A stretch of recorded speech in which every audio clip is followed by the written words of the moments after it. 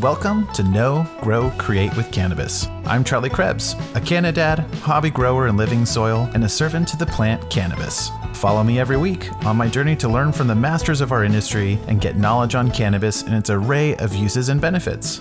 Get tips and tricks from heritage farmers and advice on how to grow your own personal plants in living soil. Then it's time to get creative and learn what we can make with all that beautiful ganja you grew from industry leaders. All this and more on Know, Grow, Create.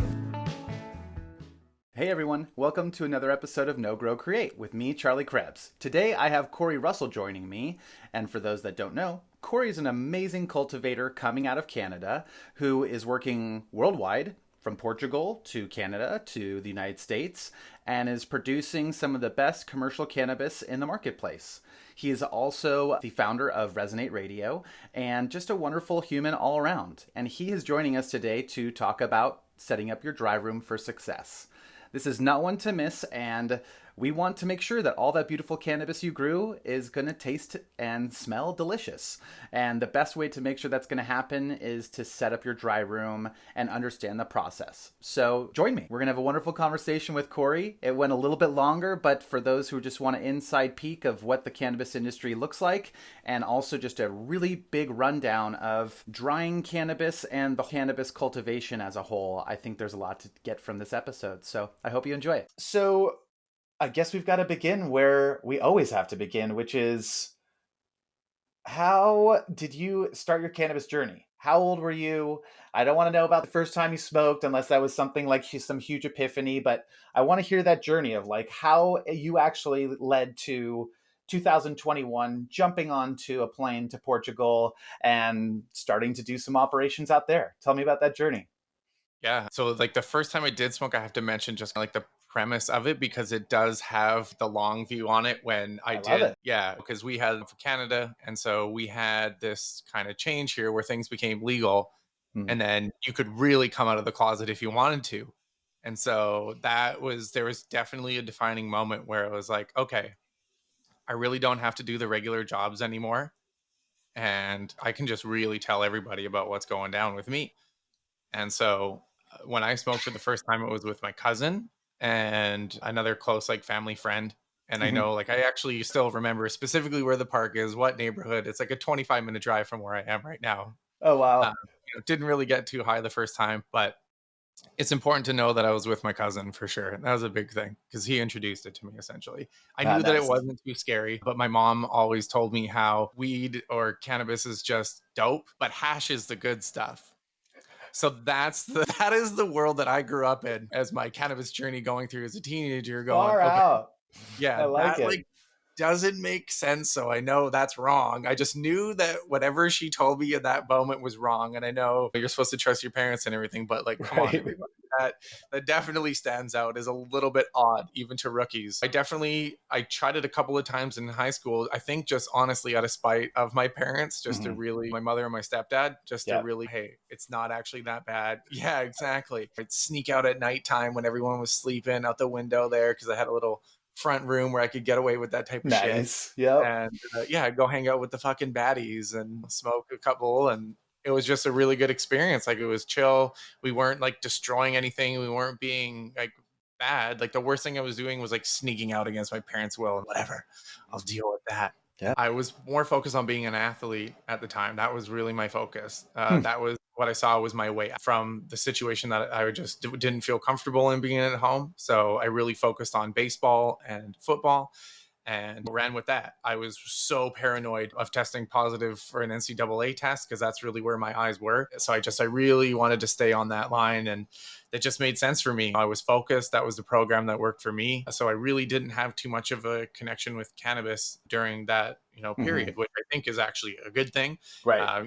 Definitely want to say as a principal managing partner of Resonate Cannabis, smoking in your teenage years might not necessarily be the best, might not necessarily be detrimental. I think still a little bit more data, but not the best. I didn't start smoking full time until I was 19, 20 years old. And so I think that's also an important thing to note because find as we talk, I kind of love cannabis a little bit, and that's one of the reasons why we're talking, Charlie. When I mention that to people, it catches them off guard a little bit, where usually most people that they meet, it's been this thing where it's been ingrained through the whole time, but for me it wasn't. Right. So I really found cannabis when I got injured in my journey to be that athlete, to do that. I was really focused on becoming an athlete for Washington State University or the University of Calgary. I'm up here in Canada, and I got injured in the process. Traditionally, I was a safety and a tight end. For whatever reason, I decided to do a punt, my first and only punt and return in ever playing in my big career. I thought that I pulled a hamstring. I got tackled by a couple of guys. Didn't really whatever. That whatever was a dislocated hip. My SI joint shifted and did a 180. Herniated a couple of discs in my back. And I couldn't feel my left leg for 9 days. And so it happened right at the end of the first half. I thought I pulled my hamstring, like I said, so I got a little bit of stretching done, and I played both sides of the ball the entire time. And that's also obviously what compounded it a little bit, because I was punting, safety, tight end. It's just it's high impact all the time. And I played, John Lynch was my role model as a football player. And if anybody doesn't know John Lynch, he blurs his vision and he aims for the third person that he sees. So I'm annihilating people. I'm putting my head down, which is a very dangerous move, as we now know. And I was just obliterating people. Having that high impact, turning, pivoting, it definitely continued to make the situation difficult. So yeah, I had to deal with that, to say the least, and jump through those hoops of going through the hospital system, getting fed Demerol and morphine. I had a mainline straight injection Demerol going into me every 4 hours. They were also giving me these morphine pills, oral morphine pills. And then in Canada, what they like to give is Tylenol 3s. Tylenol 3 with codeine is the magical thing to do here. Americans give Vicodins, we give Tylenol 3 with codeines. It's the exact same thing. And so taking all of these things has a reaction with each other, including also an anti-inflammatory that we had. I was on 4 or 5 different scripts. And yeah, I was not made aware that they reacted with each other. And what are you going to do when you're in so much pain? You can't take the painkillers and you're having other issues. You have to look for other options. You just don't really have a choice. I went straight to cannabis because that was the only thing that I knew. It was the least impact thing and the easiest impact thing that I could find. And that's where it started, man. I just started picking up off the random plugs in Vancouver, trying to get some sort of relief because I just could barely move. Wow. Yeah, I can imagine. So, yeah, it was wild, man. That's, Did you get so it that's where, reset? Did you get you definitely got it reset, or at some point, right? yeah, I had to move to California for that. It took me a year, almost a year of trying to navigate that, where I had this really important opportunity from a friend that told me hey, do you want to come and move to California? I went to visit, and he's like, I'm not moving from here for a year, and you can get a tourist visa. So come down here and figure it out for a little bit. The weather's not doing you any help. It's about to be wintertime. I was like, yeah, that's what I'm worried about, is the cost of physical therapy and the cost of having that. I know everybody thinks that, oh, Canada free healthcare. Well, newsflash, and still, in order to get better, I don't get covered for that stuff. But without the job and with all that stuff, I was still trying to get physiotherapy, massage therapy, acupuncture, fire acupuncture. Don't know if anyone's ever heard of that before, but that's a thing. They put the needles in you and then light matches and heat up the needles and yeah, I've tried some things. Chiropractors are not cheap. Yeah. So that was really something where we looked at and decided that California was probably the best option for me. I had access to this medical program that I had no idea existed. I knew California was loose on cannabis, but I had no idea that I could actually get a recommendation from the doctor at that time. That was totally, those are the good old days. 2004, right? Oh, nice. Yeah. Right on. Yeah, good old days. Yeah. So that was my introduction. And so that's why the journey really continued there, was that was my medical dive. And that was my true spiritual connection with the plant. Really started there, was going to dispensaries in West Los Angeles and up in Topanga. Shout out, $45 cap on the 8th. Much love to that, because it's, as we know, $65, $70 Shout out to my 45 8th hookup. Yeah, it just, again, those that were the was glory where days, dude. Those were the glory days of 215. I got into concentrate because it was cheaper, and so that was a whole other game too. It just wasn't the flower was already a thing. I remember the first time I smoked Granddaddy Purple, and I was just like, holy fuck, that's it. I finally can I can move. I don't feel my back that I've been able to feel for the last 2 years. What is going on? This is super That's hella funny though, because I actually smoked Granddaddy Perp for the first time in Tacoma, Washington, from a Canadian hookup. in 2001. So that's super funny that you came down Like, here to get the Granddaddy Purple see, like, hookup. we love to put GDP on crops though, because that's like the thing to do. It was So perp. It was perp, and it would do the thing. You don't think it was a real deal? probably not, but that's a whole other topic for a total other day. Because I just was having this in our Resonator book club. We literally just talked about this with Dr. Anna Schwabe. She did a paper That's- on the genetic markers and went to different dispensaries and bought yeah, chem dog. Like, she did all these different, like, fucking fascinating. yeah, And you yeah. just go through the markers and you're like, wow, there is some variation there. Where it's just, and then at the same time, it doesn't answer questions and a whole other. Anyway, I'm Another so fresh on podcast. that one. Another Yeah, podcast. yeah, I'm so fresh on that one right now. It was really interesting going into California and having that ability. There's over 90 different strains or cultivars that are on the shelf, Right. and you go at it. And that was the thing when I got there. The bud tenders told me there's 90 different things on here. We can only help you to a point. You need to become informed. You need to educate yourself. Yep. Like, the power is in your hands. And that was just, it was a totally different experience as far as healthcare was concerned. And it was eye opening, and it was helping me. So I dove,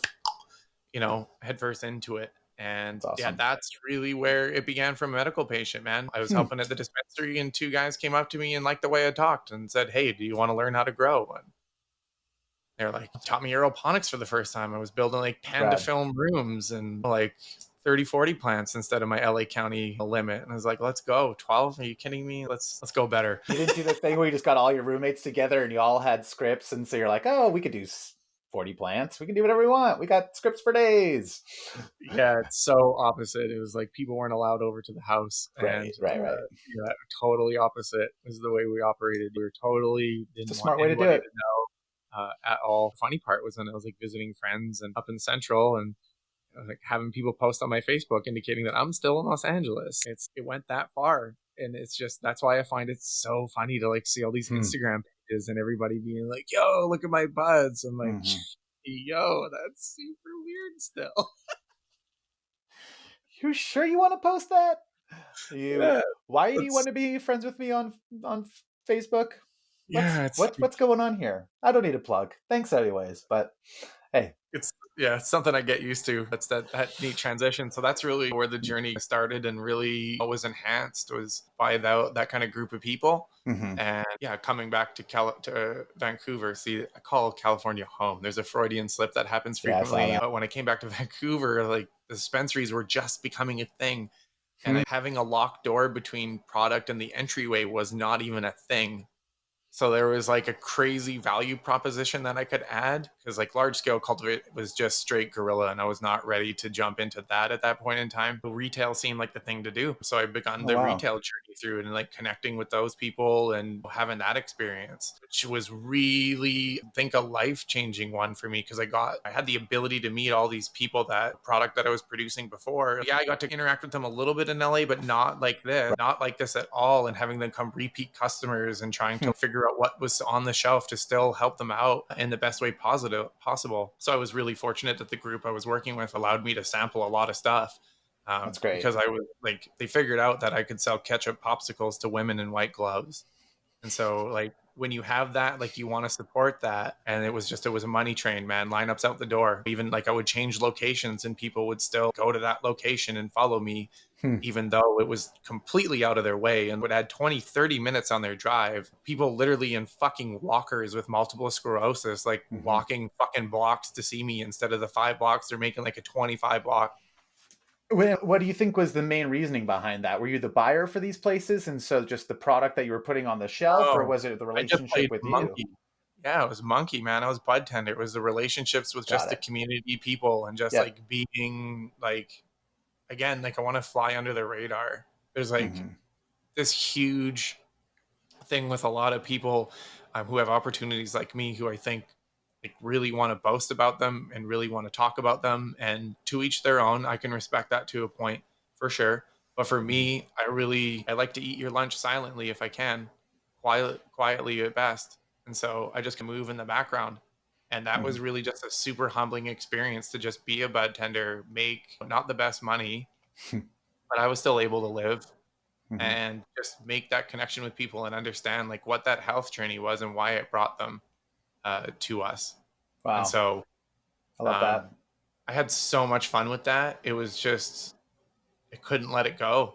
I just couldn't let it go. And yeah, I continued it. I moved to Toronto and helped them open up chains in another city. We opened Awesome. up 7 locations in a couple of months. I was like sitting in minus 30, minus 40 degrees Celsius because I'm just like protecting our property because we're still like constructing it and we have product on site and like someone needs to be there. Like someone needs to be there to accept the product that's coming in because we were supposed to be open the month before I got there, and you're accepting these giant boxes from Canada Post to like this empty building in minus 30. Like it's just like weird stories. It's like, but I helped paint that place. I helped build the shelves for that place. I helped put up the glass And you probably displays. moved those cannabis packages that you got the first day 500 times while you're building out the rest of the facility. Brother, like when we got to Uh-huh. that building, we had the mid-level of that building in Toronto. And when I saw that building, I said, I want the whole thing. There was a comic book store in the bottom floor, and Cool. somebody was renting a residency in the top floor. The comic book guy was getting more business because we were there, but it wasn't enough to pay his bills, so he left. So once his property was vacant, we took over the basement, and I turned that into a little production house because if you only have one entryway, it looks a little heat score when the one person keeps bringing your product. So literally like a trap house, we drilled a hole in the floor and people were passing me up product from the basement to the mid floor so I could put it up on shelf. And Brilliant. eventually the people upstairs couldn't deal with the hustle and the bustle. So they left and we opened up more tills on the top side. And, Nice. you know, the dream came true in a couple of months, man. We got 12 tills up and running. We're one of the busiest shops in the city by a long shot. So it was just a wild ride. Like the adrenaline was just too much. So for how many years were you doing that? That went on for 3 years, 2.5, 3 years. Okay. Yeah. Yeah. I guess 3 years. Yeah. That's awesome. Yeah, it was a ton of fun. I, left a couple of other jobs to go really pursue that full time. At one point, I was working my day job. I was getting up at 5 o'clock in the morning, doing my day shift. And then I didn't really have a starting time at the dispensary. Whenever I got there, I started working and then I closed with them and I get home at about 11:30, 12 o'clock at night. And then I do it again. And I did that for 6.5, 7 months before I was finally like, okay, I'm pretty tired. Yeah. I really like the dispensary thing, so I'm gonna fly with that. It's pretty retail crazy. That sounds like so familiar to opening a restaurant and running a bar. Like your experience as a bud tender is really mirrors in a lot of ways my experience as a bartender. And I think that was one of the things that always been like for me is that just that community building, and that's why I always wanted to have a bar in my hometown. And there's just something special about that, but not as special as what a bud tender can offer. And I think that's a thing that I am so excited about in my new stage and like my new evolution of being able to do providing cannabinoids and not alcohol to people. I think it's just more of a therapeutic medicinal thing where there's no intrinsic value besides the community that you build at a bar. And that is not something to like, it's not something to take lightly. People are very loyal to individuals that they meet, like yourself, who remember their name, remember what they like, have conversations with them, evolve with them, hear their stories, what's going on in their life. If you think just sitting down at a bar is just to eat and drink, what are you doing? Just do that at home. Like the reason you're out is to be part of the community and to see people and to have that. And it's so clear to me after the pandemic that is the case. And it's just so interesting for me to be in some conviction to say I'm not going back to the alcohol trend and bartending again and getting back into that. Like I needed to flip a page and make it about cannabis. I know I'm making it about me, but I want to hear the evolution of this because it's so interesting to see someone who has that bud tender retail experience and background. What led after that? Because I know there's some more shifts happening that I know now are happening in today's life. So catch me up. Yeah, What happened after that? I love cultivation, right? And so that's something that just stayed on the back burner throughout the whole time. That's something to acknowledge. Again, I don't like to talk about a lot of things in that way, and I'm learning to open up a little bit more, but that's just like the culture that I'm from.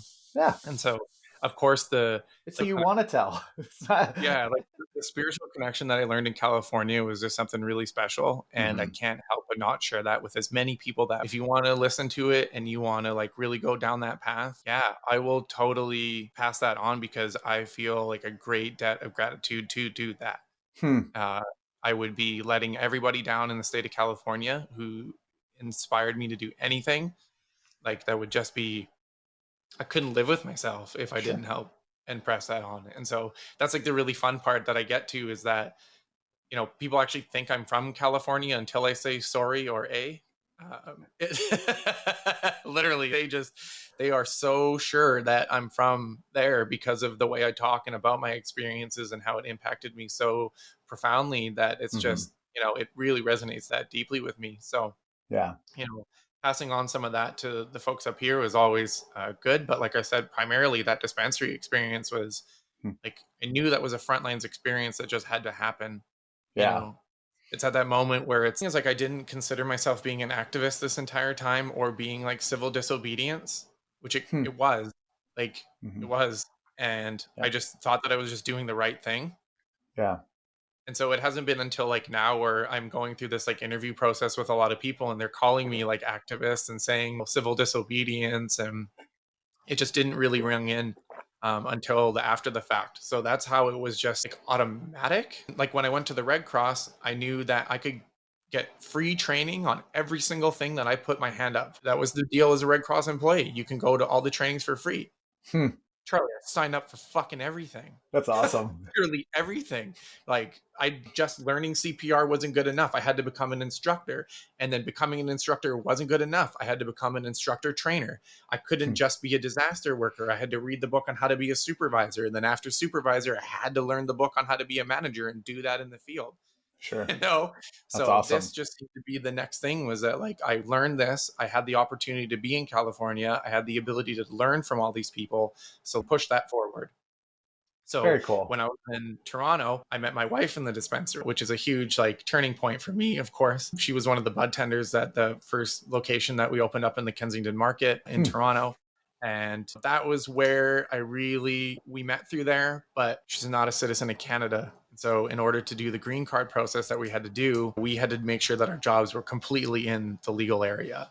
And Got so it. that's where the evolution took its real. Do not believe that I would have went in full-time cultivation. I'd probably still be in retail if that moment didn't happen.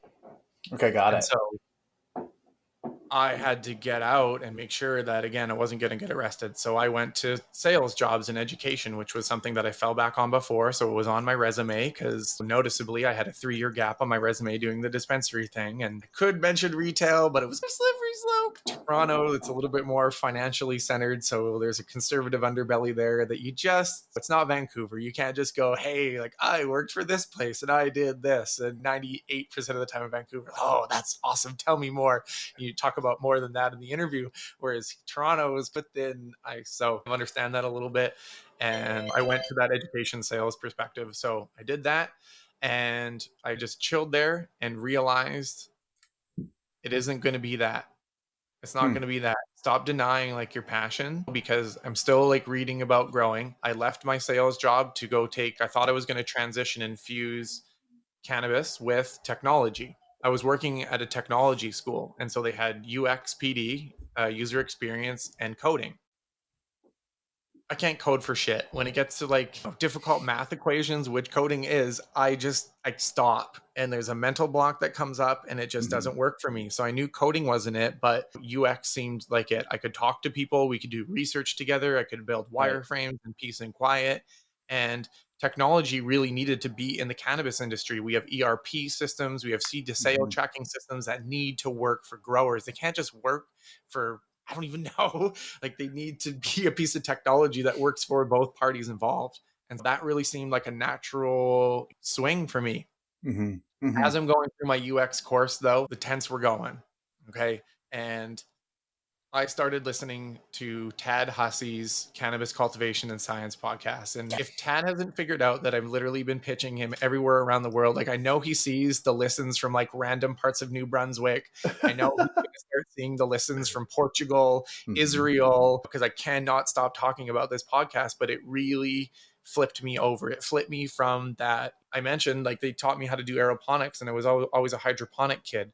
And so going to the store and buying things in bottles was my natural progression. And now Mhm. I'm listening to Jeff Lowenfels, I'm listening to Tom Wilson, I'm listening to that crazy motherfucker Clackamas Coot, who, I love you, Jim. Like, you are so smart. Like, I've actually played the Clackamas Coot episodes just for friends who come over to my house, because it's just like, it's comedy, like, it's gems. He's so smart and being so comical at the same time. It's just, Yeah. you can't. Love you, Jim. Anyway, so I started Clackamas and that. Alan Atkinson and just all these people. It's just crazy. The amount of information on Tad Hussey's podcast is literally, I don't even know how to put it into words, how much it changed just my perspective on so many different things. And Shango Los, another one, Shaping Fire, was a huge one for me just in terms of cannabis education. That's so interesting you say that. So I have to ask, what year was that when you found Tad Hussey's podcast? So that would have been in 2017. Wow, you found it early. That's awesome. And oh yeah, like there was like 9 or 10, maybe 10 episodes, maybe. Yeah, maybe. I don't even think there was that many. And so Yeah. yeah, I was harassing Tad almost every day, emailing him back and forth about random things and just trying to understand this. And it just totally flipped me on my head. I felt completely reinvigorated. Hmm. And so I was going to the library for the first time, like 30 years, getting Jeff Lowenfel's books, teaming with nutrients, teaming with microbes, teaming with fungi. Just like, I was going in. Yeah. Tad was recommending the lean farming book, going to get the lean farming Yep. book. Like, All of it. All yeah, of man. it. Yeah. Absolutely. And then there's Nelson Lindsley and Jeremy Plum. Fuck, I got to meet Jeremy at one of my facilities, and I almost Love completely it. fainted fangirled over it, because it was like, holy shit, you're literally like, honestly, no offense to Nelson. Yes, you're a very smart guy. I love you. Ryan Lee, super smart. There's a whole bunch of other people that I'm missing there, I know, but like, I can listen to Jeremy nonstop every day. Like, Jeremy, just talk to us, brother.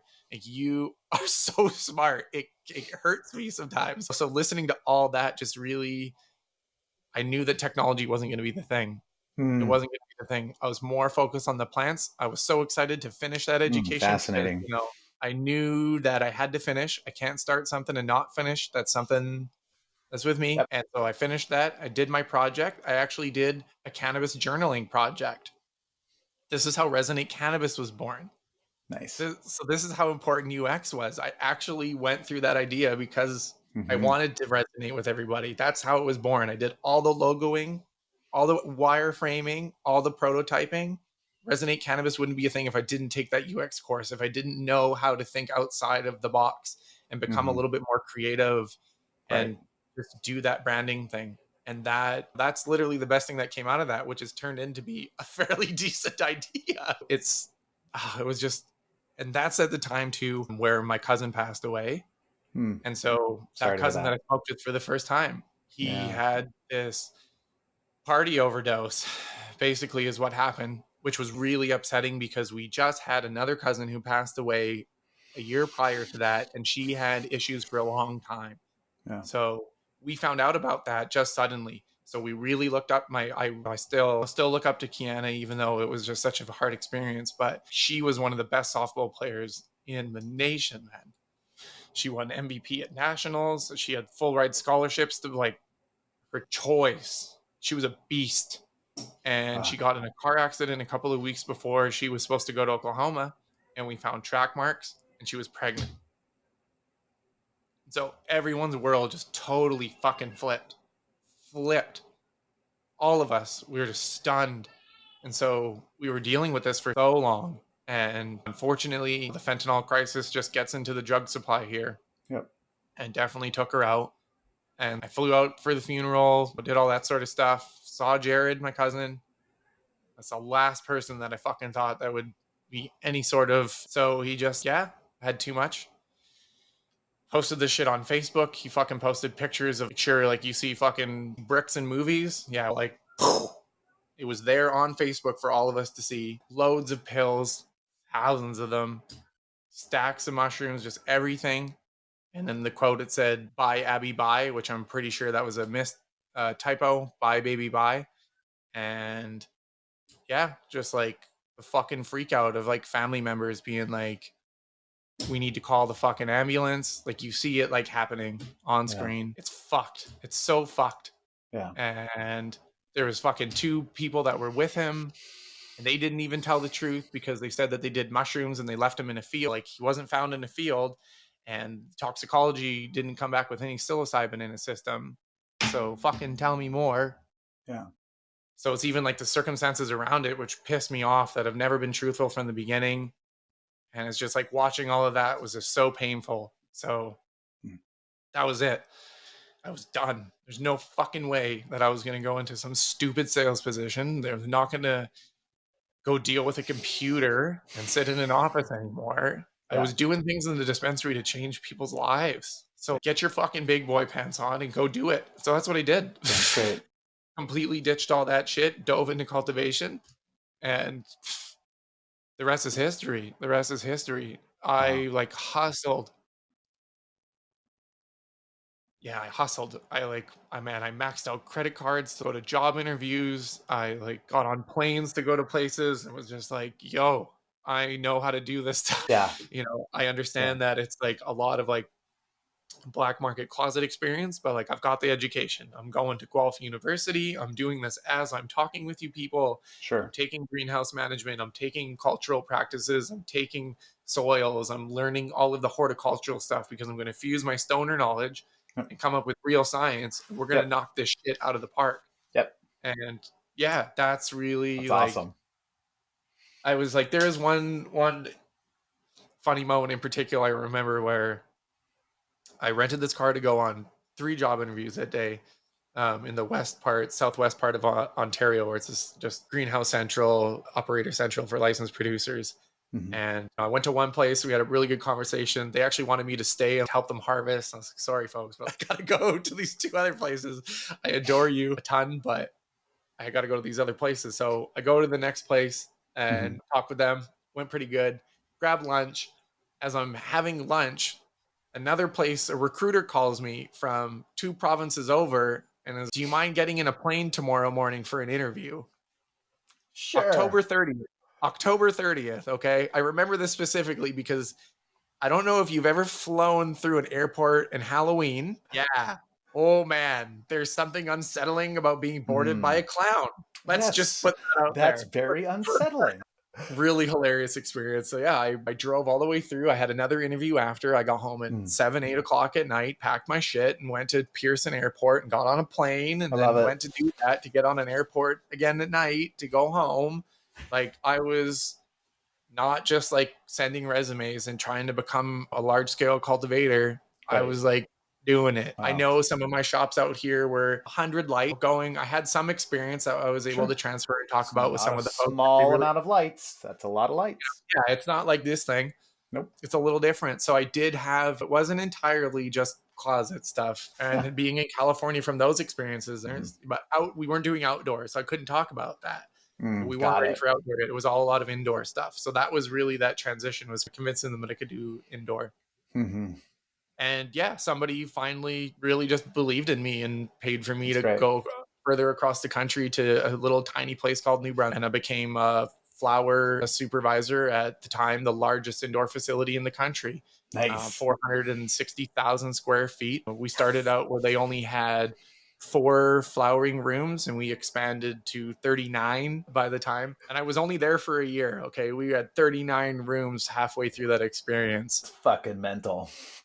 Oh man. It was, there were some funny problems, but like when you move through that many plants at that rate, you learn things and you have the ability to develop your skills at a rate that is just, it is uncomparable to anything.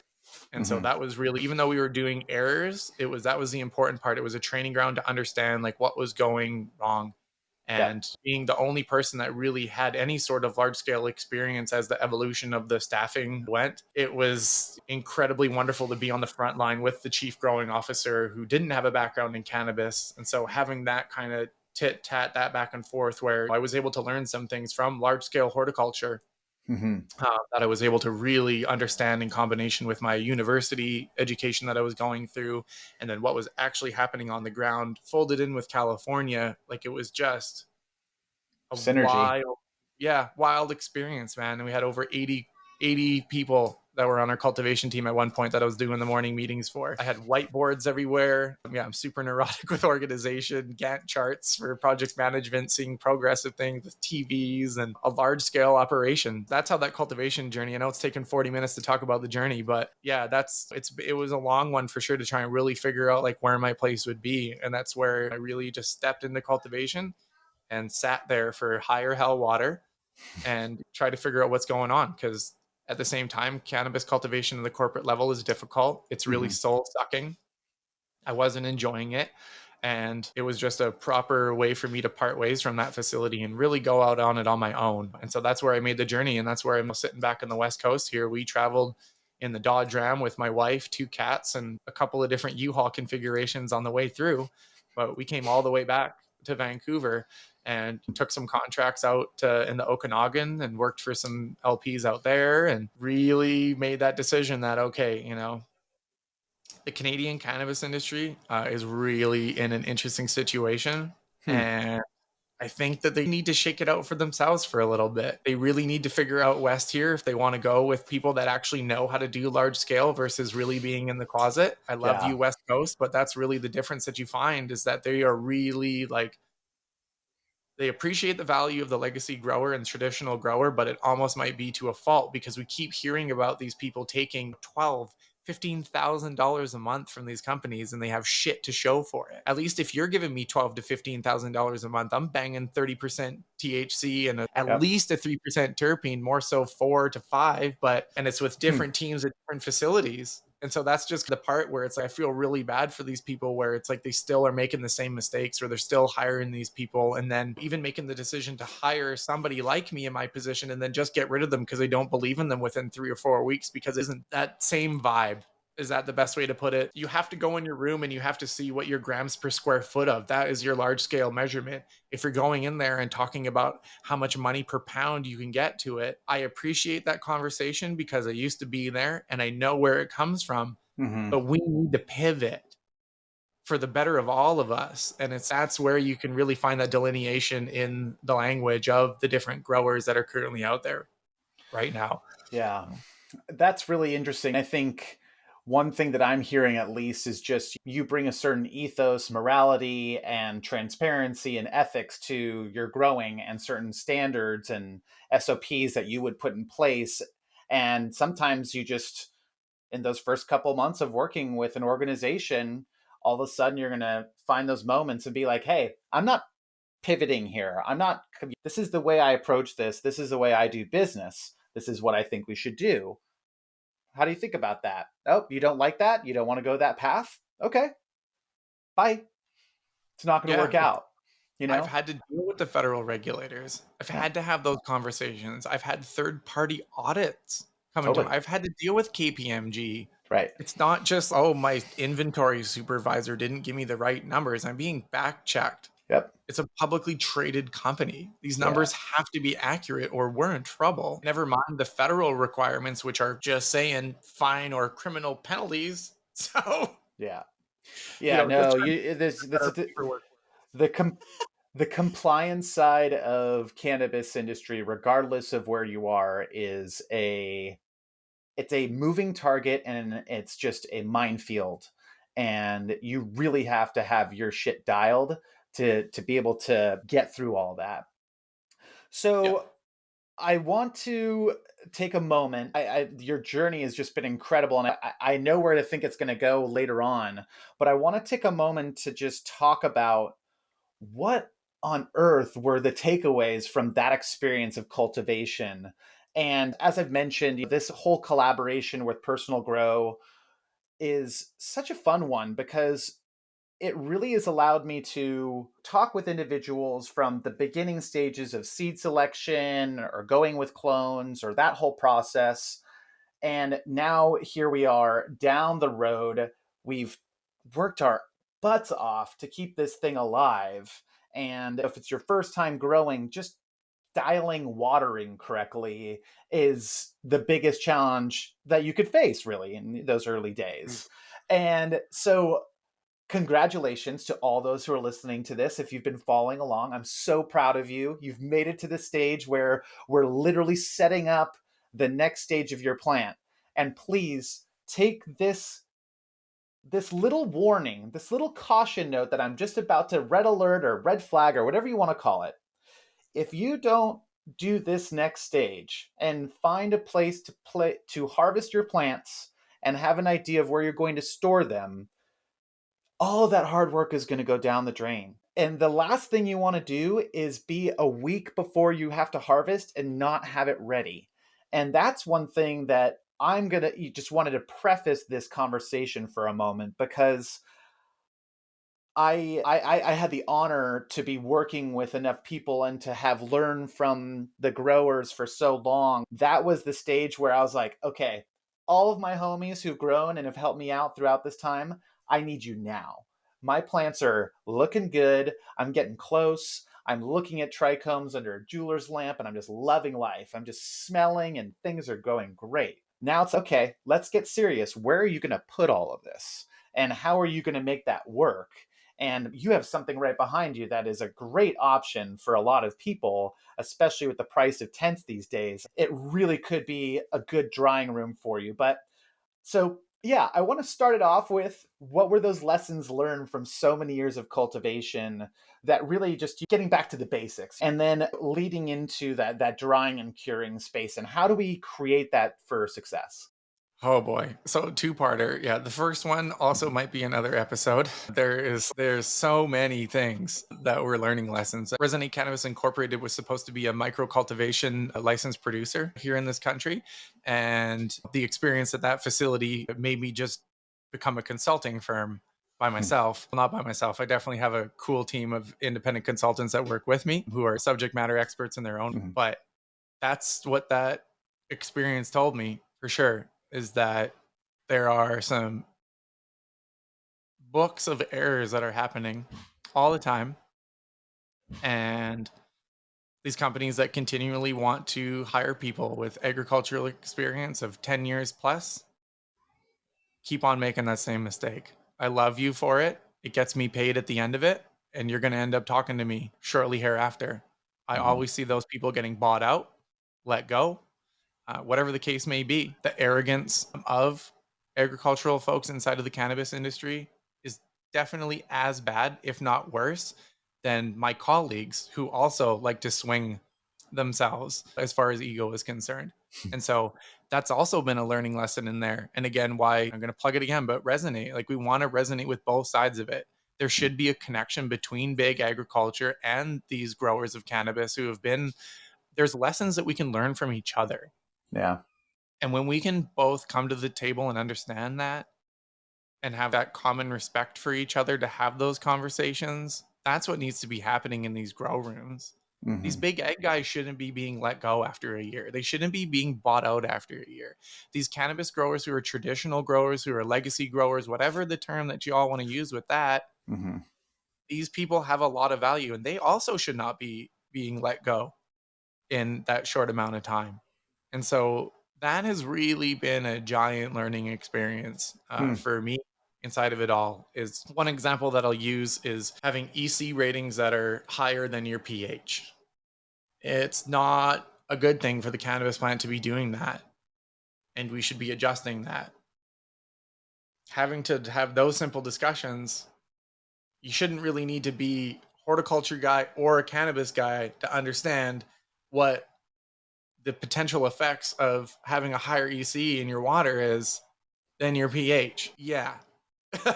So that's where it's just, you can see the stubbornness from both sides that just don't want to make that conversation happen in the middle. And that's really the frustrating thing, is that, we need to be here to work together, because if we work together, we're actually all going to make money. And I know that's such a weird, foreign, different concept, unique concept idea to some people, Sure. but that's just what I've evolved to. And that has led me, in just inside of this calendar year, I've been in Canada, the United States, Colombia, and Portugal, just because I have that sort of attitude. That's awesome. I'm really would love to meet other people who have that travel schedule because I think that they probably have the same mentality as me. Mhm. And I want to talk to you more because I think, again, that collaboration is probably going to lead us to go into more countries, whether it not even be Right. together, but we're going to move forward. Yep. And that's why I've just, again, put Canada on the shelf a little bit. Y'all need to figure it out. Yeah. When one of these cannabis companies can actually firmly say that we don't need to hire this person because we believe in that, I want to see your financial statements. Where have you made money in any of these quarters to be so confident in that decision making process? Yep. No Canadian company. There's only been a couple. We've had like spot profits here and there. I think there's been 4 quarters in total entirely in 3 years of legalization that we've had a profit from people. So there's something not working correctly within it, and that kind Mhm. of attitude needs to change. So I learned a lot from that, to say the least. And that pivots definitely into our drying and curing because even at that level, we couldn't get the basics of having our room prepared. We had a 0-day cure time at What? this place. And so when you don't understand the right, see, that's good pivot. When you can't do the basics, and Right. that's why when I talked, I was like, okay, you want to do this large scale conversation or small scale Right. conversation because Right. you're going to realize how similar they actually are. It's Right. about Right. figuring out what you're going to do inside of your space. I've seen brilliant spaces being built. There's no fans that are built inside of there. There's no dehumidifiers that have been placed inside of there. And it was like, okay, folks, so we're doing drying. How are we going to remove the dryer? We all know how a dryer works. How do we facilitate that process How are other than we getting rid of the moisture? like, you know, like I don't even want to say that because I just want them to understand what the process is in a way. Right. Come on, folks. You made the authorizations to spend all that money. What happened? That is a clear sign of just, okay, that sounds like a great idea. Yeah. And you just sign off on the check Yeah. blankly. How much are we gonna make from this? Yeah. My perspective if I'm at home, I make sure that I have that controlled environment. So I'll use one of these tents just specifically for that. Is it like the best use of turnaround time? No, but is it going to not guarantee? Is it going to make sure that I have a good crop? Yeah. Yeah. You can lose your efforts in your growing period if you don't do this correctly. So it's entirely up to everybody else if they want to do the harvest process. And really, I'm not even going to talk about whether you're doing a wet trim or a dry trim. I'm going to leave that to everybody. I'm not even going down that Yeah, we direction. got some. That's another episode. It's however you get them into that drying phase and you feel confident about that and you're getting that consistent product, and do that. That's really my recommendation. But you can't do that unless you have a stable environment. If Mhm. you're sitting in like a room like this, why do I want to compromise the entire room just for drying in a small space? So it makes sense to do that investment. It makes sense to have your proper airflow that's in Right. having your carbon filter. I've got a carbon filter that does 16 times the space, but it's in there and it works. It's on an adjustable speed, but it makes sure that we're regulating that Yeah. temperature. So I think the other thing in not only preparing that space and buying a tent, or if you want to get 2x4s and if you want to get some panda film from Home Depot, like Yep. I love you for that. That's hell That's yeah. what I That did. brings My first one was in my garage, and I literally just got that black plastic and I just yep. stapled the shit out of it to the roof of or the ceiling of my garage and just made my little den. And then I had my dehumidifier, air conditioner here in California. Definitely need that because it's getting super hot. But yeah, And so that's the yeah, thing I want to do, timing of buying your materials. Realize when you're going to be doing that drying thing. But don't, if you're in the situation where you need your air conditioner, then go buy your air conditioner at that point in time. There's yeah. honestly no point in buying an air conditioner if you're trying to dry in December. Know what you So, need for the time of year that you're harvesting. We here are following the normal seasonality of the cycle of we started this way back in May.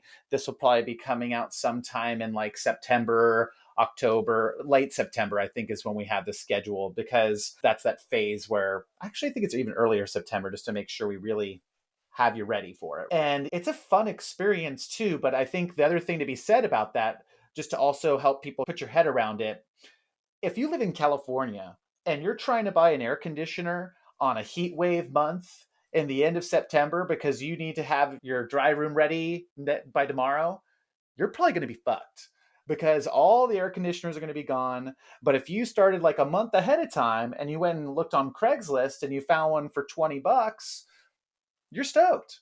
And that's what I'd highly recommend to people is just do you can always go the route of Amazon, buy $100 tent with a carbon filter, and that's going to set you up for this. But like at the same time, be crafty, have some fun with it. Not everyone's going to do what Cory does or what I do. And I think that kind of came through to me of you're all going to find your way you like to do it. For me, it was very systematic and I had to have these strings and everything had to be laid out.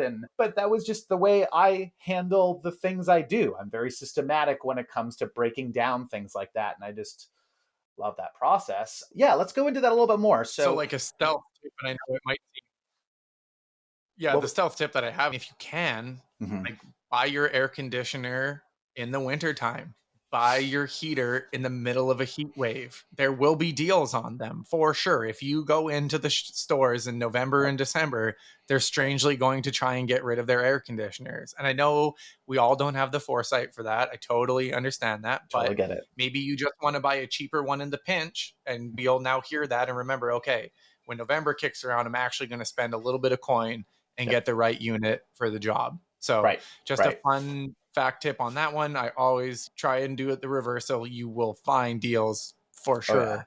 You're clearing inventory. Yeah, I'll throw that out there. Sure. I think the other big thing is often overlooked, and it's whether you're on wires, if you have fun like I do. And one of my projects, we tried to find, people who were like professionals indoors, because I kind of had this idea for a moving rack, and the only thing I could think of was a garage door. Sure. So I went and looked for a guy who builds garage door, like literally the best railing system door builder. Yeah. And figure a motorized railing system so that we can put those racks and just have it motorized. And oh man. Yeah. And we also did it with the lights, by the way. The lift was so good for the dry rooms that we actually got him to build a lift for all the light fixtures in the room too. So we could clutch. Anyway, so, you don't have to obviously go to that like craziness, but whatever your method is for hanging this, if you decide to get one of those, I know instead of the baker's racks where people like to chop their buds and then put on the little trays there, they'll also find those big cloth mesh racks that are, those mesh things, and they'll put the buds on there. However you choose to do it, airflow, PS airflow divided by airflow equals airflow. You can definitely overkill it. You can underkill it. It is extremely important to make sure that you have a consistent airflow. Whatever you choose your speed, just make sure that it's consistent. You're going to see on your environmental controls, and I hope anybody who's listening does have some form of environmental sensor in their tent for this. I use Inkbirds because they just connect Bluetooth. They go to my phone. They're pretty easy. I know there's also the Hobo data loggers that are really nice. They look like little hygrometers as well. You can just put them in there. They do a great job. Monitor what's going on and watch your parameters. Right. I think that's, really important, because if you rip that airflow too early, or if your humidity is way too low in the beginning, the plant is going to break down the chlorophyll faster. And if you want your cannabis to degrade in quality and taste like hay, that is one of the best ways to do it. Yeah. As soon as I walk in on day one, I, look for that smell. And if it smells like hay, I know I fucked something up. I know for sure that if I'm going to open up my Inkbird and wait for it to sink. And as soon as it finished sinking, I'm going to see that my humidity was out of spec. Or, oh shit, I put the fan on 2 instead of 1. Right. Yeah. That was the thing. I had trouble dialing in. It was the first time I used like a charcoal or a carbon filter along with dehumidifiers and air conditioners and fans. And I said way too much airflow. And it was just like dried them out super fast. And that was actually the same year it was the year after 2017 fires here. And so they were doing like these blackouts. Oh no, was it blackout? Yeah, I think it was just blackouts that they would do and just totally just shut her down for 48 hours when I harvested. I was like, things happen. And I think that's the fun thing too. Guess what? I still got high. I still love the experience. Was I bummed? Yes. Will I learn? Hopefully. Will I fail again? Totally. But that's totally fine. And I love we had this Joanna Silver on. She just was just this lovely person that came on and was talking about sexing. But you're the beauty of failing is then that's how you're a gardener. And that's when you try again and you just keep doing it. And I think that's the beauty of this process. Like, it's so cool that we're here talking about how to cure perfectly. It's like aging wine correctly. There's an art form to it. And there's some people out there that do this perfectly and can spend 12 months curing their product. And it's amazing. For those people out there that are just starting, this is really good advice. Like, I literally would say to you, if you really just want to make it as simple as possible, try to go get a grow tent if you can afford it. They're so inexpensive on Amazon these days. I think it would be something that you would benefit from in a lot of different ways. But if you want to really continue doing this over more than just one harvest, that's what I'd recommend. If you're just trying this for the first year, maybe you've got like a bathroom you're not using or something like that, and you can just hang some racks on, the shower bar or whatever's clever. But I think what I've loved that you've said is like, it's whatever's clever, but also plan for it. And just because you're doing it in a bathroom doesn't mean you can't throw an air conditioner in there and a dehumidifier. Like, these are things that you can go get on Craigslist for a couple, $10, $20, whatever, and they work. And it's there. If you have the more money, do it the right way. But I think end of day, just saying airflow, for sure, airflow's huge. Spread them out, whatever they're on. If you have it on a string, a lot of people use like clothes hangers and hang a couple and kind of get that weight just right. I love to do the method. I love to do the method of giving your branch where you just have that little clip off so it creates a V and you're hanging it. And you just have these little nodes that are somewhere between 6 to 9 inches long. And that's just how I do my little node. Keep going on a string. Make sure they have distance between them. As Cory said, you want to get your airflow going. But I think now controlling that environment, even getting, just as you were saying, like a hydrometer temperature gauge, that's a really easy one to get on Amazon. And those are another great one where it's just, hey, this is a little hydrometer. You can get a couple of them so you can get different points in the room. And that was a way that I was able to control my humidity and temperature. In Fahrenheit, what would you recommend for temperature and humidity for people to try to stay in what range? Yeah, this is the fun part of it as well. I know that people have their own opinions to temperature. I really believe that humidity is going to be more important. Obviously, temperature is important to a point, but the humidity and the way that, like, that bandwidth of moving that up and down is really your key. The other thing that why it works together is that, if you have colder air, you're going to hold less humidity. And so there's also that balance with the temperature and the humidity, Nice. the synergy there. So that's just what I want to mention within there. I usually run a little bit colder in Fahrenheit. I probably drop it down to about, I think 63 is one of the lowest, 62. Yeah, I'll say 62 is the lowest that I'd probably go down to. And again, this is in the beginning. Like, I like to bring it downwards. So I definitely don't mind starting at 66 and then gradually bringing it in down. Down to cooler temperatures? Yeah, for sure. Oh, I really cool. do bringing it down a little bit. Like I said, 60, I think I might go down. I'm just trying to see what 60 is probably going to be my lowest. At 15 degrees, 60 is about it. But for me, again, like, my temperature doesn't concern me as long as I'm not above that. Sorry, I was just about to give you conversions. I totally knew you were looking up conversions. I love it. I appreciate you doing that, dude. I appreciate you doing that. 68 that's where I know that I'm like creeping into possible danger zone, but I'm more concerned about humidity and really what is that percentage? How low is that swinging? Because I just want to make sure that my flower dries for at least 7 days, hopefully 12 to 15. And so as I've done that measure, my parameters have changed. Like, when I do that process in Toronto, it was different when I was in New Brunswick versus also being in Vancouver.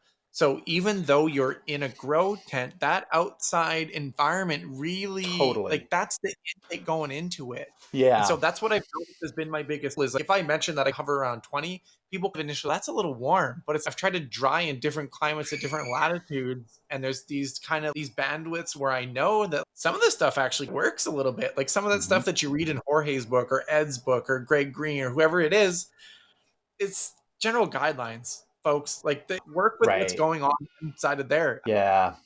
That's really what it comes. That's why I get really nervous about throwing numbers out there. I think it's good for general guidelines for sure, no doubt about Right. it. But Right. when you go like you should be at this at these days, and you should be at this at these days, and that's where I go no, because you hear people that they're talking inside of those parameters, but they dry their.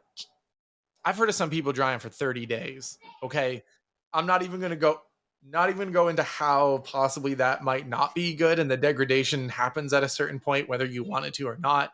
Hmm. I digress on that, but science will prove me out versus bro science on that one. There's that delicate balance where you're talking to people who do their own thing, that have their own parameters, and they're telling you something that works for them. Where I'm trying to guide you through that 1 week to 12-day type of dry, 10 to 15, like somewhere in there, like 15 max. And that's what Yep. my intentions are for you. And so Yeah. that advice will be different than someone who's trying to say, okay, I'm in a production based environment, or I'm at home and I need to flip my crops. I need to Mhm. dry in 5 days.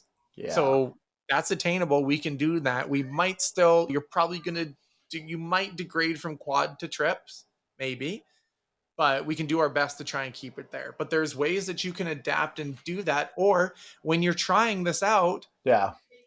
newsflash, probably the first time you go in there and check out your buds, they're going to be a hell of a lot crispier at day 3 than you actually wanted them to be. Even if you I wanted heard to to talk all about the that. advice, you can read all of the books that you want to, you Okay. still are going to go in there and go, oh shit. Okay. So how do if this is something I wanted to talk about because I think how the fuck does a normal person deal with that initial crash of humidity that happens with plants? Because I think that's something I suffer with in those initial stages of exactly what you just said. I'll be walking in, I'll trimmed it, come in 24 hours later, I'm looking at it, everything's looking good. Leave, came back second day, I'm like, what the fuck? These things are crispy and I'm smelling hay already. Oh, great. It's the second day, all of a sudden the thing's drying in 7 days or whatever. Like, how do we deal with that crash in humidity? Yeah, put your carbon filter on a timer and don't let it run the entire time. Let it only turn on for a little bit. Try and figure out what that kind of exchange of humidity is. And then if you're in a grow tent, the wonderful ghetto part about that is you can just pour water on the floor. You I got, totally yeah, did that. I used yeah, Tupperware. I used put Tupperware, was a putting water. towel. Put a towel down and Towel. pour the water on there. That will hold it for sure. And then the other thing is you can smell the evaporation of your water, and you'll actually have some more understanding of what's in there. I digress on that one, but you can definitely put the towel in there and pour water. It'll hold. You'll see a 20% jump without even like thinking. Okay. And Thank you. so, Thank you for yeah, that fucking gem. See, this is why I love talking to people like you. This is the shit that literally I was like, if I can just make sure, and every time I do one of these personal grow episodes, I get one little gem that just makes it. That was it. That was it. We're not just going to cut the yeah, I show can't now, even but I remember who appreciate told me that. about the towel thing, but yeah, somebody told me about that, and I put it in there, and I remember loading my Inkbird numbers, and I was like, Do you want to hot know something damn. funny? My dad was notorious for doing that in hotel rooms, and we used to go on business trips with him when we were like in high school and stuff. And my dad was notorious for just having a big business dinner and drinking martinis and having wine, having a great time. We get back to the hotel room, and he would just take the ice bucket and just chuck it on the floor and just let it evaporate so there'd be humidity in the room. It was hilarious. It was just like the most classic move of my dad. Just every time, just chucking that ice bucket onto there. It was classic, but it totally works. Your humidity, raises. Wake up in the morning, you got cotton mouth just from breathing that air conditioned hotel air the whole time. So thank you for So that the one. other thing I'll mention real quick too, as Please far do. as like cooling is concerned, is again, you don't, if that air conditioner price is not what you want it to be, there's definitely DIY solutions because you're in a 4x4. You're not trying Right. to like do crazy things. So Sure. how I adapted to that, because Toronto's climate is extremely similar to Houston. It is just unbearable in the summertime. 40 Wow. degrees Celsius, so like 100 degrees and 105% humidity. Like you can taste it. It's ugly. So I needed to adapt to that by not freezing out my house and causing that kind of electric bill. So Right. I went and started Googling DIY air conditioners, and I found a Pinterest site, and it showed me all these crazy things. I was like, okay, I need to drill one. Like all these hard plastic ones aren't going to work. So I ended up finding a big enough styrofoam one, the reusable styrofoams that you just buy for $5 or whatever, the lids. Yeah, you just drill a hole in the side of that and put your 8-inch air filter in there, because in your bottom intake, you want it larger than the one on the top to create your pressure. So I put that 8-inch in there, and I drilled a hole on the top Uh-huh. for a fan. And I bought those big blue thick ice packs, and I bought 6 of them. So I would Love have it. 3 in my freezer all the time, 3 that were already frozen in there. Just turn on that fan. Man, the temperature changes 2 to 5 degrees. Boom. And Nice. it'll stay that way for 7 to 8 hours. Easy. Perfect. Then you just put in new So ice packs. go to work, come home, rotate your ice packs. It totally works. I love So it. that is another cheap, I don't know, cost me like $40 max instead of air conditioners can go. Yeah. And then the other thing is when you buy those little units, they're made to do this big room. They're not made to do our tents. That was the other So thing. I just got this massive air conditioner, a massive dehumidifier. And even when you have those two and you have a humidifier to back it up, like I went and got it so I could get the balance, and I had a range of 10 or 5% or whatever the hell it was.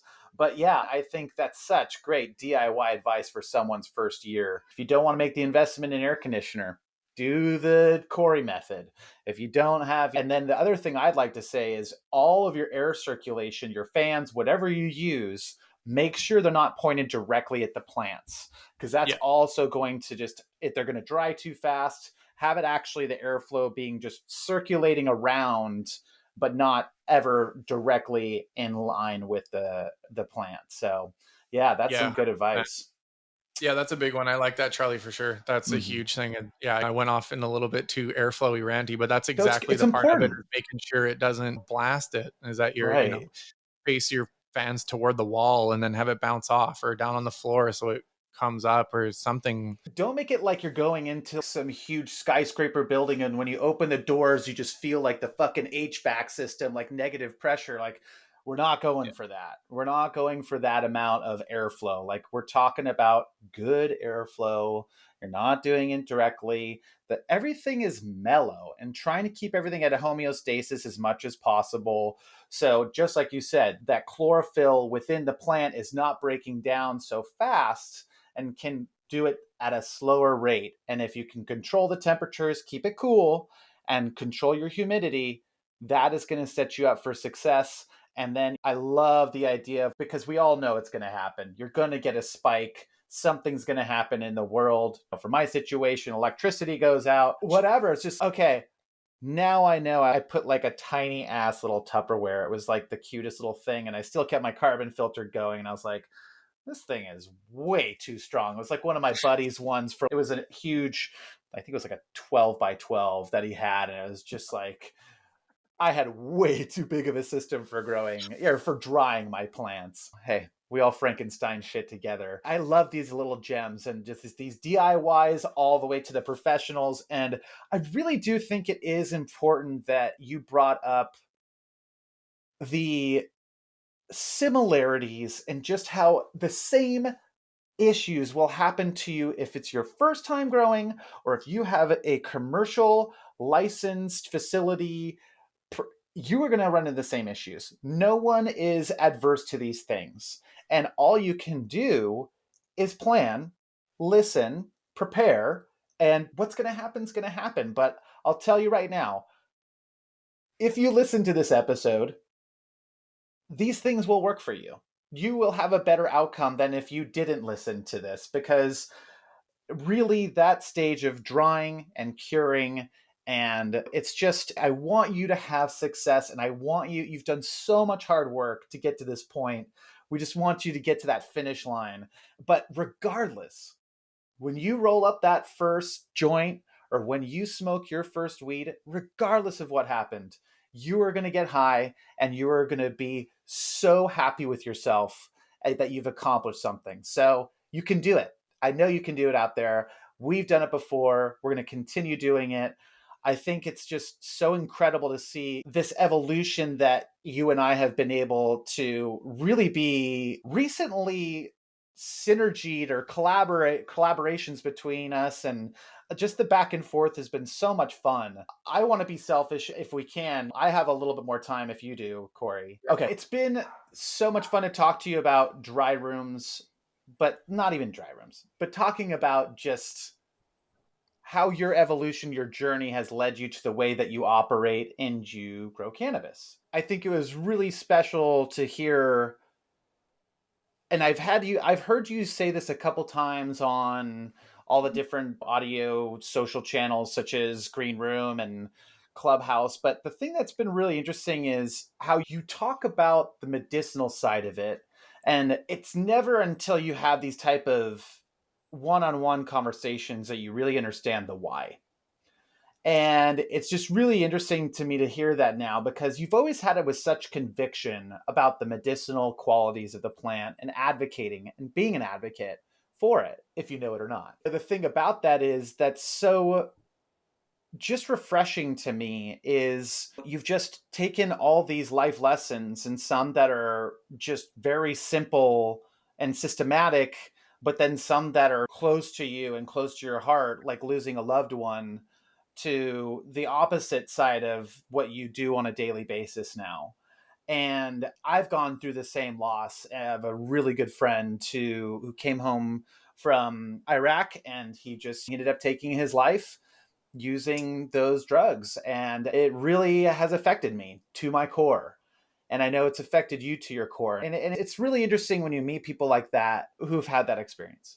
I guess the reason why I'm like putting this all together is I just really appreciate how you've taken all these life lessons and transitions and pivots in such a, you've taken it like an entrepreneur or someone who's really just has conviction, right? Like you're never going to let a no hold you down, or not having the background to get the job. And the people who are getting them are these people with PhDs in fucking agriculture. And you're like, how the hell am I ever going to work against this person? Or has an MBA and is at the top of their sales game. And here I'm coming in and I just have experience doing X. I really enjoy your journey. And I really enjoy it because I've got to see where it's evolved to and the conversations that we've had over the past year. And with saying all that, I'm really curious on what that evolution and like you and I have used these technological channels to continue that evolution. And it was really interesting when you said that technology, when you were trying to hybridize or those two at that moment in time, didn't work. Now, I want to learn from that. And I feel the same way. Like I've had these technology startups that I've worked with that I've taken a lot away from in terms of digital marketing and sales and e-commerce. And I'm always looking for the way to adapt that into what I do and to utilize those skills. But the question I really have for you, because you and I are unique, right? We are two people who have learned from someone like Tad Hussey and these other individuals and said, hey, guess what? I've got something to say. And mine's a little different because I'm not even coming from that cultivation background. I'm trying to be the guy who's, hey, I've learned from these people. I don't know what the fuck they know, but let me have a conversation with them and try to get the gems so we can all learn together and evolve together. And that community is so special too. It is powerful. Like the amount of people who are willing to give their 2 hours of time to have a conversation with me about this is really remarkable. So what my question to you is, where do you see this evolving? Like how do you see us collaborating together in this way? I'm so interested to hear what from this and like your takeaways and where you want to see it. Man, Yeah, appreciate the question because it's something that we already talked about a little bit beforehand. I can't remember if this part was recorded or not when we were talking, but having that kind of aversion to social media and really Mm. not being public about posting like what I'm doing. Like even when you texted me last night and you're like, "Hey, should we do this like on video or should we just do it in audio style?" And even then, my first initial was like audio Oh, only. yeah. That was Yep. the first thing that went through my brain. Yep. And then I read that and I did that second new age like relook that I'm doing with things. And it's okay, no, like I know Zencaster, it's okay. You've done this with before, calm your shit. And so Hey, that's like I already done this with Russell Bennett for my podcast. cool. And we talked about the game for sure in Canada and how it evolved and crazy stuff. So it's that my kind of my I'm still learning that Yeah. and being comfortable with it. I've had issues with Instagram banning me. I think we've all had to a certain extent. And I just simply picked up the pace of what I was doing. I wasn't even showing plants. I was just showing like facilities. And all of a sudden I got enough like attention that people needed to shut me down. So Yep.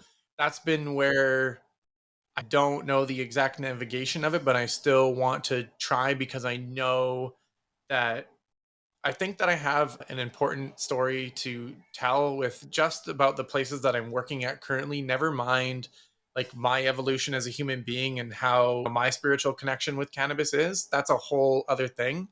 And so I think there's two kind of stories within that to tell that just not a lot of growers from Canada that are going back and forth for Portugal, for example, or actually have plants in the ground in Portugal. I know that this is a unique opportunity and it should be documented. And so I'm doing my best to take clips here and there, wake up in the morning and just say, hey, what's going on, everybody at Resonate Radio? Give them a little bit of a breakdown and kind of push that out to everybody and just slowly navigate that. So I think that, and I know this is like a hilariously kind of like fluffy answer. You can tell I've lived in Santa Monica, but it's like, Fluffy. I don't know the capabilities of what these I feel that they're weapons and in a good way because I think that you can like really use them to attack and get messages out there where again fusing stoner science with real science. I think that there's a big opportunity in that way where we can, Yep. have conversations with folks that have yes, they have strong trenches in the legacy of the traditional market. They fuse that together with working at a facility with 39 bloom rooms and Mhm. having 3 to 5,000 plants per room and really just seeing that with the evolution of 7 different cultivars or running a pheno hunt of that scale where we're popping, oh my goodness, that was madness. I just remember having to fill out 52 batch binders. That's what a regulated pheno hunt is. Wow. Yeah, every seed is different, right? Yep. Yep. So it's like, Insane. yeah, it's so different. So I feel that for me being able to adapt from knowing exactly what I'm gonna get per pound to converting my thoughts into grams per square foot and being able to, do that in different facilities in different spaces, indoors, outdoors. I think that there's a story within that. So Yeah. I think that the Absolutely. collaboration really is endless in that sort of way, man. And I'm all for collaborating with positive people that are trying to really make a difference because again there's just some folks that don't have that. Unfortunately, they are cannabis medical patients but they're still like rotten into the core, Hmm. or they still have this passion in cultivation but they're still like not right inside. Hmm. Like, we're all still human beings. Yeah. And so I think that's really the important delineation, is to really go through and vet us as human beings and then attach the cannabis thing to it, because the cannabis thing for everybody is such an emotional journey. Yeah. Like every single time for everybody, it's not really just like, oh, I smoked for one time and now I'm a stoner. Like people like talk like that, but when you really dig down and get to it, there's some sort of like fire Hmm. that's like right in the middle of that all. And you have to separate that. I like how you said that because you do have to separate that from the person and the individual. And I guess the best way to put it is there's a lot of us who have had that impact with cannabis and have that fire, but not all of us can resonate together. Not all of us can collaborate together. And that's totally okay. And go Yeah. find your community. Go find your people that you literally want to talk to every day. Because if you're not feeling that way, don't fucking talk to them. That's the thing that's Yeah. so interesting about these channels. And I think my outlook on this and why I actually am looking at video in kind of a different light is I look at it and say to myself, I am now in control because now I'm saying I control the content and I'm a creator. And that's what all gardeners and all of us who are within this cannabis space are, is we're creators.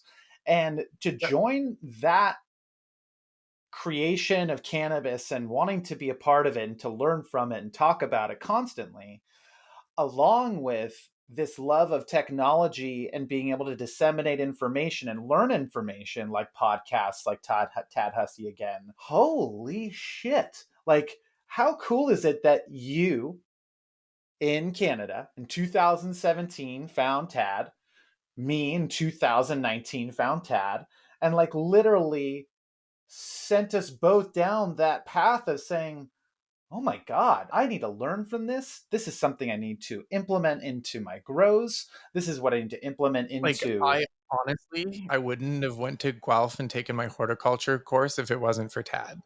Exactly.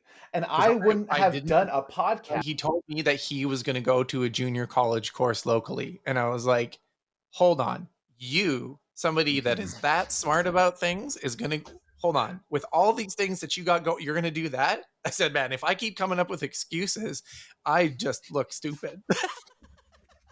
So I just wanted to mention that, like, how big of an impact that Right. was. Like, it really It's made me huge. think.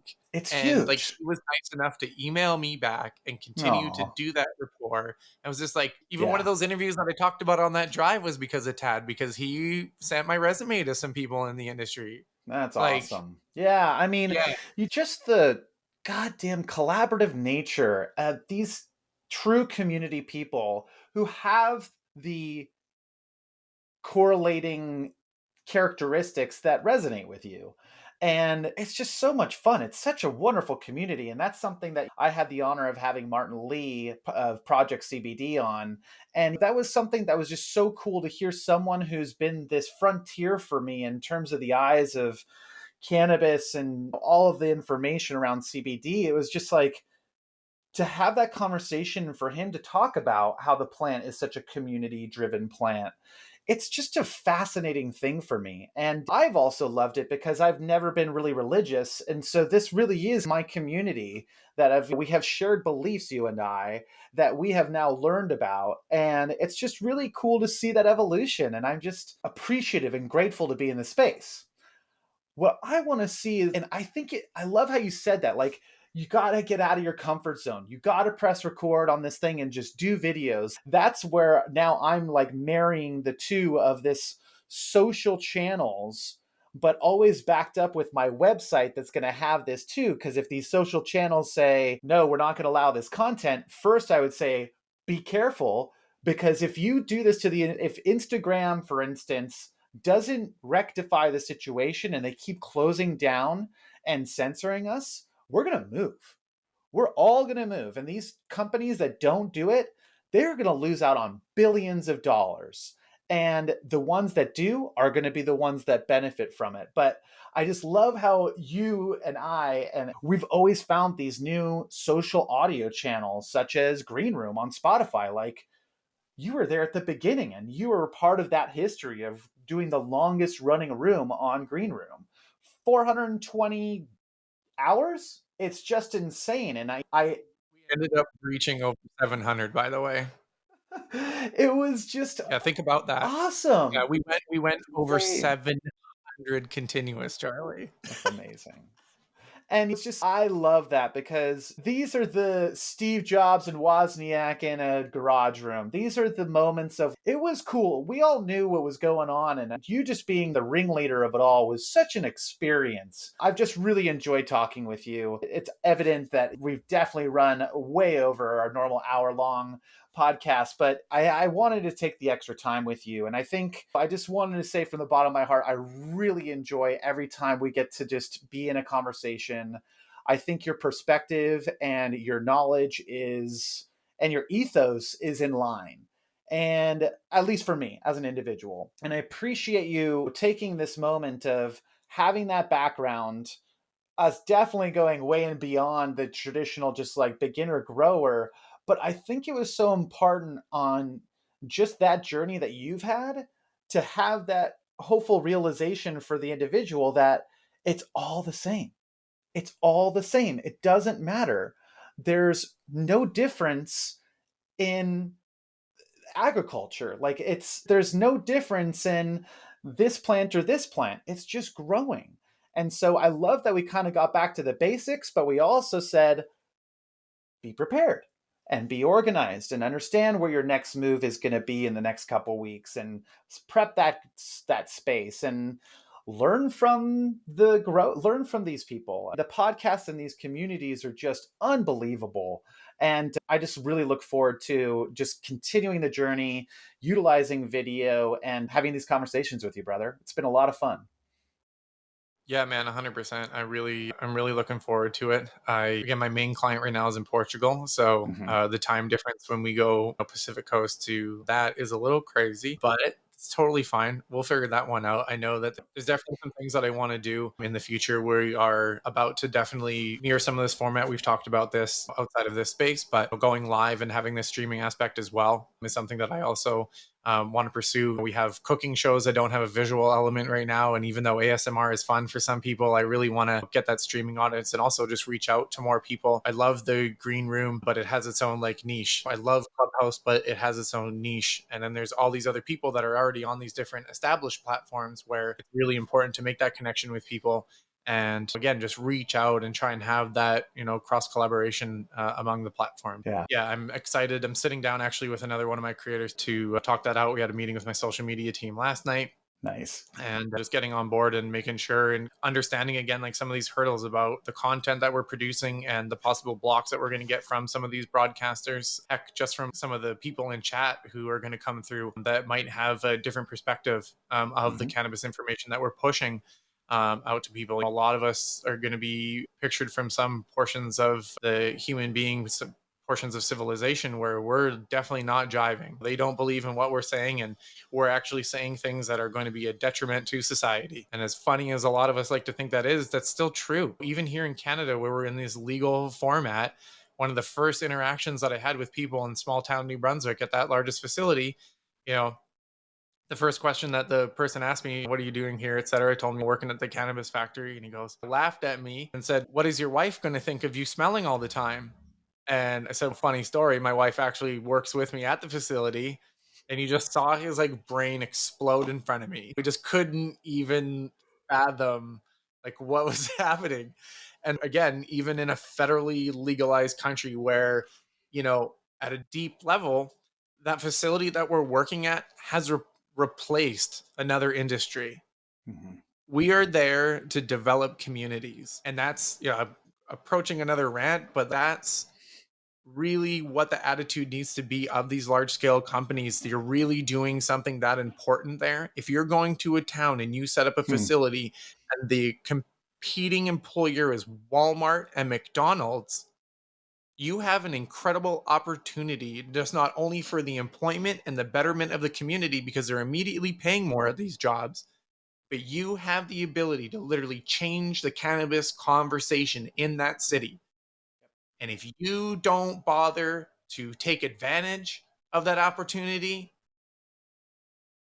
take a hike, go walk, and I'm going to enjoy reading your M&As of the millions of dollars that you lose, the takeovers that you have to endure because you can't float. I don't know, that's where my heart is within this industry. I firmly believe that I'm trying to do this to just make changes, and I honestly don't want credit for anything that I do. I honestly don't. I know that's really funny coming from somebody who's at the face of some radio station that's pushing out media, but I just want to sit back and watch everybody else move into that space and launch forward. I want to support those people. And so that's really what my goal is. I do that at the facility that I'm, currently helping out in Portugal. Is they have no fucking clue how to spell cannabis, grow cannabis, anything. It's buck wild over there. And that is such a cool, unique opportunity to really build a foundational platform for people to really jump forward. And that's what the opportunity should be about. So I don't even know where the hell I was going off with that, to be honest. I guess that's the forethought of my creation in the next 6 to 12 months, because I really want to make sure that impact is still being had. I don't just want to have that impact inside of, essentially controlling some of the supply of medical cannabis to the European Union. That's like my main pillar. That's why I'm doing this. Awesome. And at the same time with the media thing, like I want to have a little bit of control of that conversation. So Yep. yes, maybe people are thinking I'm a control freak at that point. That's totally cool. Somebody has to be. And so I've taken on that role to gather, Mhm. because it's really, as we know, and again, I love everybody in the cannabis community, but y'all are like herding kittens sometimes, okay? It's really difficult to get us in one cohesive space Mhm. of one unified thought. It's difficult. And so whatever I can try and do at this point in time, from I've shaved my beard off, so it takes away from the visual of it. The gray hair that I have in here and the baldness on top of my head. I know, Charlie, you're doing your job for me. Mhm. But it's, I have to do something with that. If I don't help that conversation or do the most that I can to it, then I'm not doing properly. I Right. don't know. I don't subscribe to the theory that you can do something at 115%. Like, it Hmm. doesn't really make any sense to me. Either you do it or you don't, and you put 100% effort forward. And so Mhm. that's what I'm trying to do with these spaces and these audio channels, is really put all the energy that I have, financial if I need to, because the mixers and the microphones are not cheap, as Nope. and so it's really, I haven't taken a single penny from anybody over any of it. It's all been personally funded, just to try and create a safe space for everybody just to go and do it. Yeah. So I'm excited to just develop that further with somebody like you, who's like minded in that sort of way and has been really forward thinking. And all of our communications, if there's something that's been bugging us, we like tell each other, or we literally pick up the phone and call each other and talk. Mhm. And that's like the way it should be. That's the Right. way it should be. So I like to think that we're like trailblazers in the industry, for even though we are some of the older generation that's trying to do it, because there's a lot of 20, 22, or 25-year-olds that are really just like utilizing these platforms in a more efficient manner, and we're really learning from them. Yeah. So Yeah. I think the one thing, if they're out there and they're talking about cannabis, I'd love to hear who they are and be involved with them, because that's huge. And if it all has to fall in line. But the one thing I have to say that has been a overarching thing that I've seen, and is going to be my closing with this, is like, you have such strong conviction about cannabis. I have such strong conviction about cannabis. I believe that, as you said, you're going from this shift of weight, price per pound, and instead of now going to grams per square feet. Like, to me, that's, you're trying to just make that plant as healthy as possible so it can have as much mass as possible. And to me, what that resonates with me is this whole idea of, we're all a slave to her. Like, the cannabis plant is something that is so powerful, and it's one of those things that if you do it for money, it is going to bite you in the ass one of these days. And if you do it for ego building, it's going to bite you in the ass one of these days. And it's so funny how there's that correlation to social media as well. And it's just that staying power and consistency and telling the truth. And if you can do that, you're setting yourself up for success. But even furthermore, it's as it evolves and other people show their true colors, that's just the way it's going to be. And you're going to have sticking power. And at the end of the day, we all get to decide what we do and what we talk about and who we have conversations with. Choose wisely. But like, at the end of the day, don't make your main intention about trying to get something back from the plant. She'll give you a lot, but you have to listen and you have to be confident with that.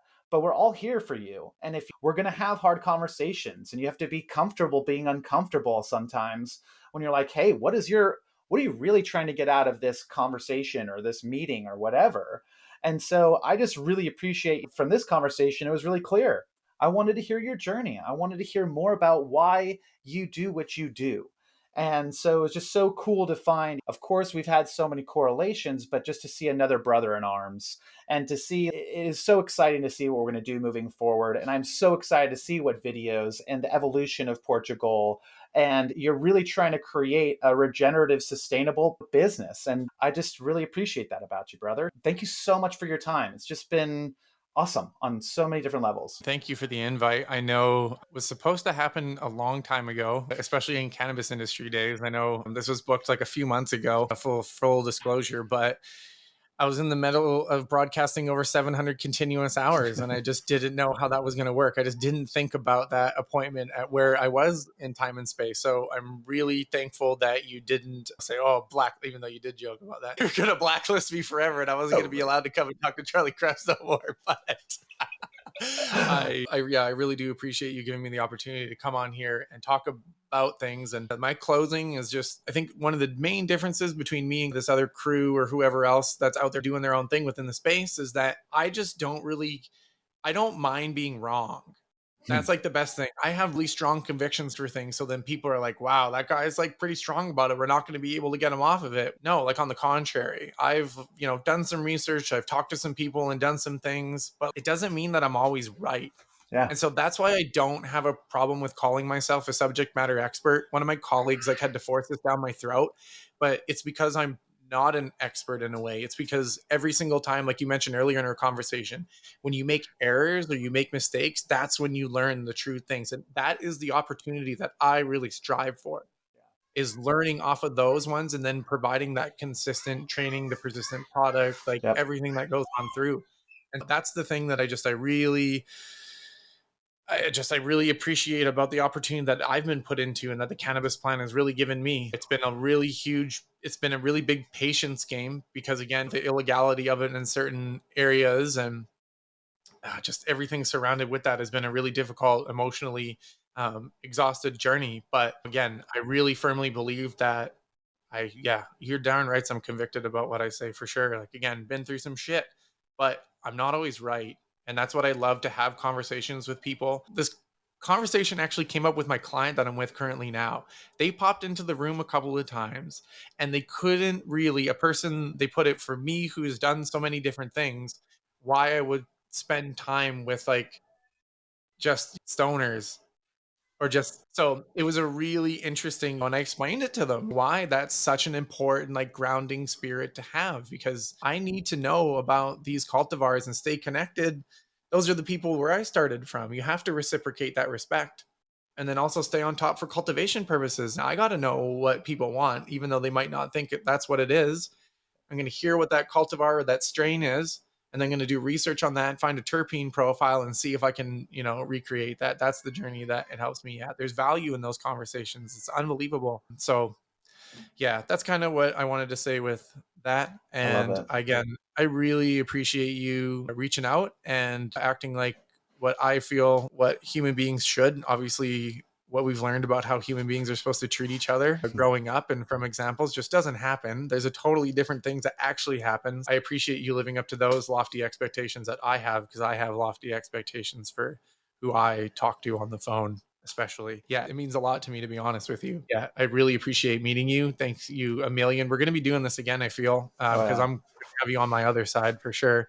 And yeah, I fucking love you, man. I really appreciate what you've been doing. Your efforts are there, and I cannot wait to visit you, because I know at some point in time in my ping pong journey before I move that I got to make it to. Wait a second.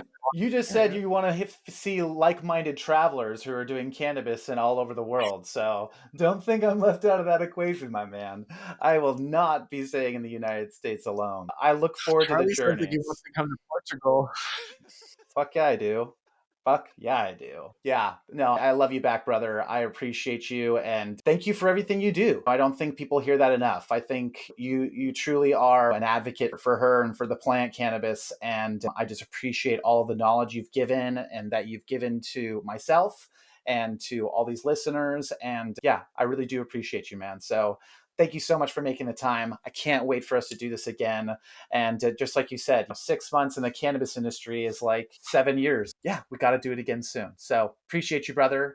Thank you so much for joining me on this collaboration special, Personal Grow, for my one and only co-hosts, Haley Nagasaki and Amanda Ryman, where we're just going to continue this conversation about cannabis. And if you can believe it, Cory, you're going to be coming back and joining us for a clubhouse at 3 o'clock Pacific. I don't remember the date, but we're going to pop it in there.